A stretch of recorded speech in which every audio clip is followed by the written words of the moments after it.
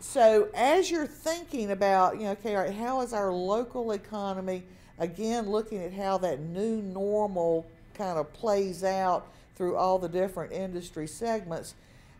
If we look at lodging particularly, Smith Travel is who we use for most of our projections in terms of lodging, you guys too. The bottom line basically is that yellow line in the middle. Occupancy is back, rate is not. And I don't know if you've gotten rate back here to where you were in 2009 yet or not. Have you? Yeah. It's going to be a while before we get rate back to where it was because it's so hard to rebuild rate. And we learn that every time there's a recession that try your best not to cut rate, but we wind up doing it anyway.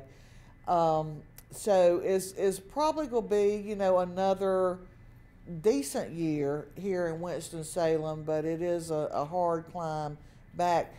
Probably the only issue that we have here that could be in any way something that's really negative is bed bugs. We've got them all over the country. We've got them in North Carolina. They've been cropping up in Charlotte, Raleigh, and everywhere else. Have y'all had much of that issue here so far? Anybody heard anything about it? If you haven't yet, it's coming to a hotel near you. It's once they get started, it's hard to keep them from traveling, and it's a really nasty problem. But the good news is people were horrified by it at first. Now they're just annoyed and irritated. So the horror factor has gone away. One of the things I like about what Smith Travel does is they break it out. They break out their data in terms of the kinds of lodging in different geographic locations within an urban or a geographic region. And if you look at this, you can see that places, if you're on a travel route, if you're on an interstate, that's probably a good thing. Luxury hotels have been hit hard, the small metros, some of the suburban areas, but and the resorts have definitely been hit hard. But airports and interstates seem to be kind of holding up. Airlines, if you think the hotels have had trouble, you ought to see what the airlines have been going through. The interesting thing is if you've been on an airplane anytime in the last couple of months or you get on one in the next few months, you're still not going to see any empty seats. They have really mastered how to just don't send the plane if it's not more than half full, or switch planes and put you on a smaller plane. So it's a capacity management issue, and they've done a much better job of that. They're actually going to make money this year in 2010. They haven't totaled it yet, but they're actually going to wind up making money. So that's going to be very interesting, and they'll probably make money for 2011. I've got some data in here too, just to give you some numbers about how many people fly and how many places, and I've got the airlines too, just if you want.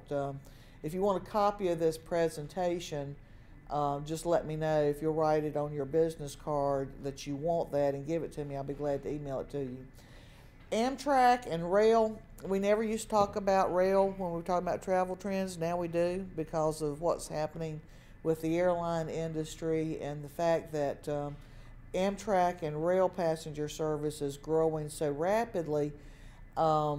I say growing so rapidly. For them, it's growing very rapidly. What we're seeing is the extensive development of the fast trains in the continental United States. And I think what we're going to have when you look down the road about 10 to 15 years, what we're going to have is airlines flying hub to hub. And then you get off on the hub, and then you either take a motor coach or you take a train to the smaller place. It's the only way they're going to be able to sustain and continue growing money, and they're going to have to do that somehow in the airline business. So I think that's what we can expect in the future. So you'll be either riding a luxury motor coach or you'll be riding in a train.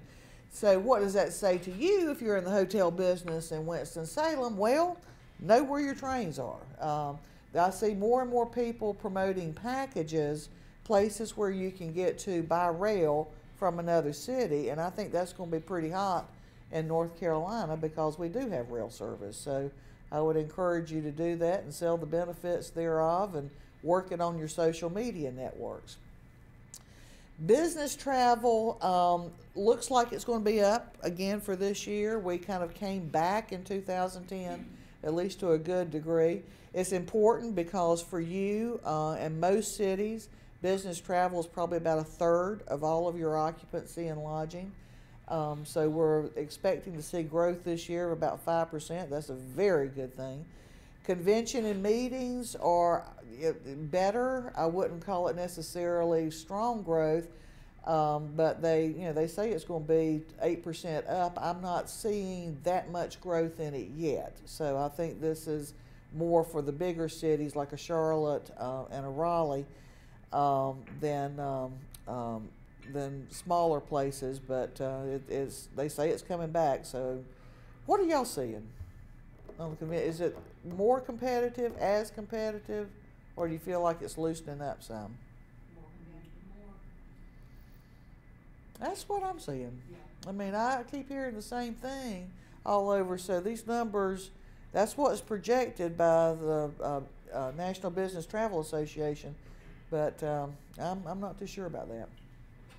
Domestic leisure, the good news is it is coming back in volume, not necessarily in per visitor expenditures, but for my entire life, domestic tourism every year went up 5%.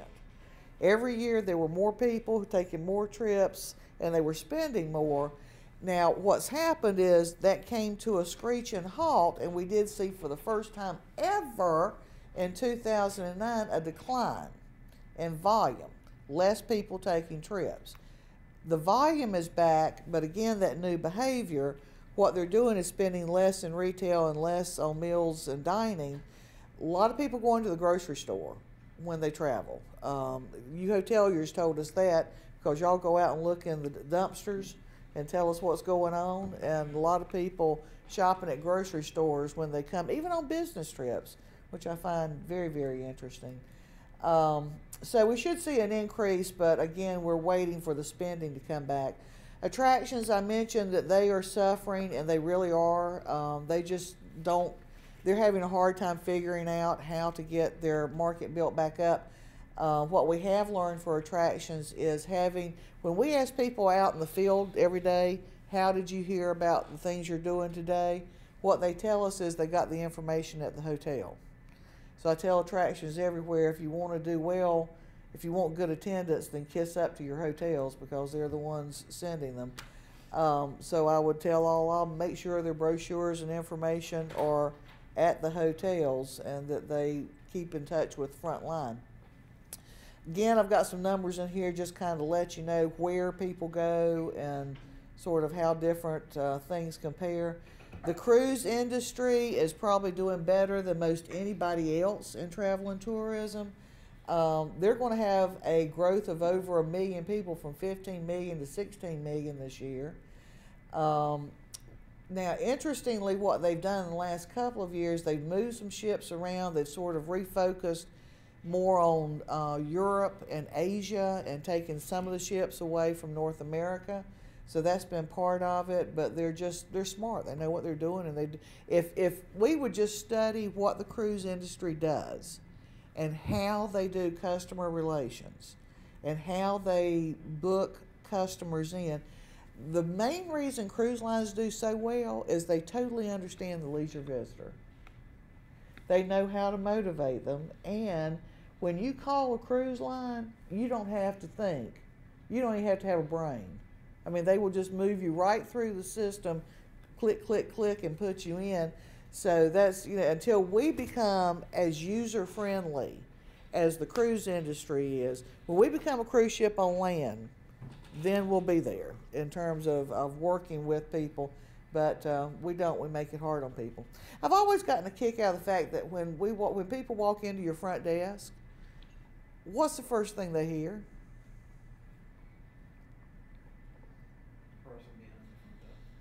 Person behind the front desk saying what? When are you checking out? Yeah, when are you checking out, or do you have a reservation? I mean, the first thing that we do not say welcome. We don't say, welcome to the Hawthorne Inn. Down in Pinehurst, I love it because they answer the phone in Pinehurst. It's a beautiful day in Pinehurst. It may be snowing and raining, but it's a beautiful day in Pinehurst. And I mean, it's, you know, we forget that people are doing business with us for a reason, and not welcoming them at the front desk. Check your own hotel and see what happens. It's interesting.